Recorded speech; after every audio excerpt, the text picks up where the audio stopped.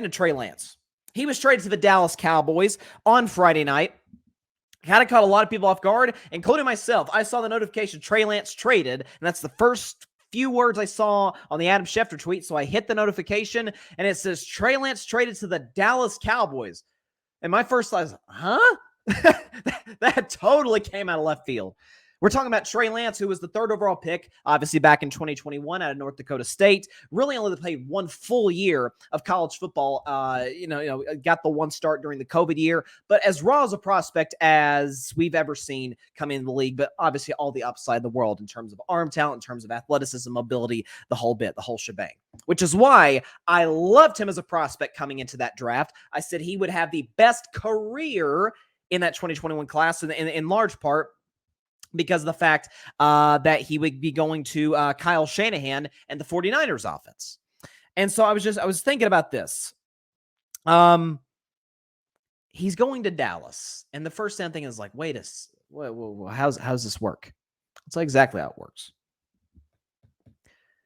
Jerry Jones made the rare, smart business decision. I'm not going to act like the Dallas Cowboys are the Indianapolis Colts in terms of how they're run, or the Houston Texans, two AFC South teams. But they've certainly been, I should say, they haven't been necessarily the model of stability. They tend to be good from year to year, but they're never like the 49ers or like the Ravens, for example, or my Steelers or the Kansas City Chiefs. Like, even if they don't win the Super Bowl, they're always good every year. It's a great organization, great culture, the whole bit. And so I am seeing a lot of people, and I'll get into the Dak aspect of it in just a second with the segment, but I'm seeing a lot of folks talking about, Jerry's adding an unneeded distraction to the team. No. He's adding an asset to his team. What Jerry Jones did is, so the Niners announced Sam Darnold last week is the backup quarterback, meaning Trey Lance is QB3, and they really don't need him on the roster, so they're going to trade him. And I suggested Minnesota because he has ties there. I believe went to I think he played high school football in the state of Minnesota. So the Vikings last year, Kirk Cousins contract, maybe that could work. He could be the heir apparent, develop for year 3. Maybe I heard Atlanta floated out there as a potential destination for him. That would have made sense. But what Jerry Jones did is he understood, hey, there's a lot of teams that want this guy. He's a project, but if he hits the ceiling, oh my gosh, this could be a guy who's a top 10 fringe-ish quarterback in the NFL. Certainly it's not out of the question for that to be the case. So he added him. Only got him, just need to give up a 4th-round pick. Now, a 4th-round pick, I don't want to poo-poo that. I mean, Dak Prescott was a 4th-round pick. There's been a lot of very successful players in the NFL who have been 4th-rounders. But he gives up a 4th-round pick. So what is he going to do? Dak's the starter. Cooper Rush is the backup. Maybe Lance replaces Rush. I'm not quite sure. I don't think, listen, Lance is significantly more talented than Cooper Rush, but Cooper knows the offense better in Dallas. He fits it in terms of if Dak, knock on wood, he stays healthy, but if Dak were to go down with an injury like he did, the last couple of years, Cooper Rush can step in there. He's efficient. They don't put him in position to make a whole lot of mistakes, and you can tread water, waiting for your starting quarterback to come back. But they developed Trey Lance for a year. And then next preseason, so 2024 preseason, they show him off. They say, look at this kid. Look at Trey Lance. How about some of these teams that weren't bad enough to tank? I think Washington could be in that mix, but, maybe aren't good enough to win a Super Bowl. Sort of in that discussion, right? As I say, NFL hell right in the middle. Just good. Maybe a playoff team. They're not terrible. Not the Arizona Cardinals or the Bucks. I think are going to be terrible this year. They're good. There's plenty of teams out. Atlanta will be good. Plenty of teams out there. Potentially even, potentially the Saints if the Derek Carr experiment doesn't work. I don't think that's going to be the case, but let's just floating it out there. I'm going to show Trey Lance off. Say, look at this kid. We got the guy who's the 3rd overall pick in the draft. We've already got a franchise quarterback. Dak's the man. Cooper Rush is a very good backup quarterback. Look at this guy. We don't need him. And what Jerry Jones is going to do? Buy low, sell high. I've always criticized Jerry Jones as the general manager, and even as far as an owner. Now, not from the business standpoint. Jerry Jones is a brilliant businessman. It's the reason he's worth, what is he worth? Probably $8 billion and $9 billion. He's a brilliant businessman. He's a risk taker. But any great businessman buys low, sells high. That's what he's going to do with Trey Lance. Gets him for a 4th rounder. What do we say gets him for next year? A 2nd rounder? Trey Lance is going to his 3rd year. I highly doubt the Cowboys opt in to the last year of his contract. I doubt that. But they develop him this year under Mike McCarthy, under the Cowboys offensive system. Let Dak be the guy. Stylistically, Lance is a more talented version of Dak. Obviously, now when it comes to accuracy, Dak's got him beat by a significant margin. Poise, the whole bit. Obviously, Dak's got the experience as well. But Dak can mentor him. McCarthy can coach him and develop him. And by next year, hopefully for Dallas, he's in a much better spot from a developmental standpoint. The expectations are low. He's not expected to start for anybody anytime soon like he was in San Francisco. And he can become a better version of himself. And the Cowboys can move him and get probably a 2nd-round pick for him from a team that, not bad enough to get like Caleb Williams or Drake May or somebody.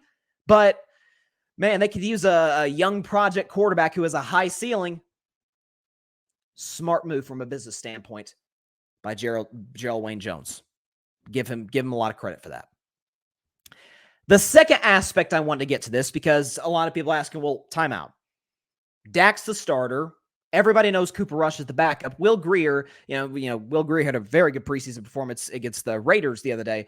But Will Grier, we thought was the 3rd stringer, probably going to get cut. And then they make the move for Lance. Will Grier is 100% going to be cut. And now it's the question, hey, by week 5, is Cooper Rush the backup quarterback?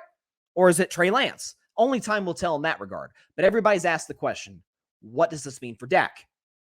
Does this mean, the Cowboys are going to develop Trey Lance to become Dak's heir apparent because they don't believe in Rain Dakota Prescott? They don't think he's the man. They know he's not the man. I've seen a lot of that on social media and even by esteemed journalists reading articles and on television this morning. That's an opinion that I think is quite adorable, honestly. Because if we're going to use that logic, according to Diana Rossini, excellent NFL insider, she reported a couple days ago when the trade happened, the day after the trade happened, rather, the Buffalo Bills and the Baltimore Ravens are 2 teams that had conversations with San Francisco about a possible trade for Trey Lance. In the NFC, the Detroit Lions also showed interest. Most of the early discussions about a trade involved a 6th-rounder that could get to a 5th. In the end, the Dallas Cowboys offered the best deal. So, by this logic of Dak's not the guy, the Cowboys don't believe in Dak, that is why they traded for Trey Lance. They're going to develop him, and he'll succeed Dak. Well, then I guess the Detroit Lions, quarterbacked by Jared Goff, I guess they don't believe in him. Even though he had a career year last year, Lions had big expectations this year. They don't believe in him. Or Josh Allen, he's gotten the Bills to an AFC title game. They're the most relevant that the franchise has ever been since the Jim Kelly, offense back in the 90s that made 4 straight Super Bowls. Josh Allen's a superstar. They don't believe in Josh Allen. They don't believe in him. Or a team quarterbacked by Lamar Jackson, who, the Ravens did, give a 5 years, $216 million contract to. They don't believe in him either because that's why they were in the Trey Lance discussion. No. These are all franchises that have set in stone franchise quarterbacks. In the case of the Bills and the Ravens, superstar franchise quarterbacks, and they wanted an extra trade piece. They had the same strategy that Dallas does. Dallas offered more. Niners got the best package. That's where they traded him. But this whole notion, Trey Lance is a threat to Dak. It says nothing about Trey Lance. Frankly, it says nothing about Dak.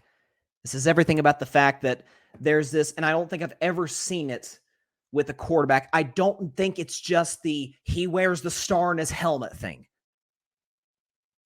It's the fact that there's been this anti-Dak noise ever since he came to the NFL. A lot of it's come from the people that thought Romo was better. Romo could have gotten that team further in 2016, yada, yada, yada, yada. But this narrative that, Trey Lance is a threat to Dak. How's he a threat? How's he a threat? Completes barely over 50% of his passes. He has 4 starts in his NFL resume. Only three of them were below average, to say the very least. And that was in the Kyle Shanahan offense. And he's a threat to the 8th best quarterback in the NFL. That's funny. Even if you don't think Dak's 8th, you can argue. Any logical football person would say he's the established franchise quarterback in Dallas. Thanks so much for watching the show on YouTube, and be sure to go click that big red subscribe button and check out the other clips and full shows from Carving It Up Live, as well as our other incredible content creators here on the Grid Network.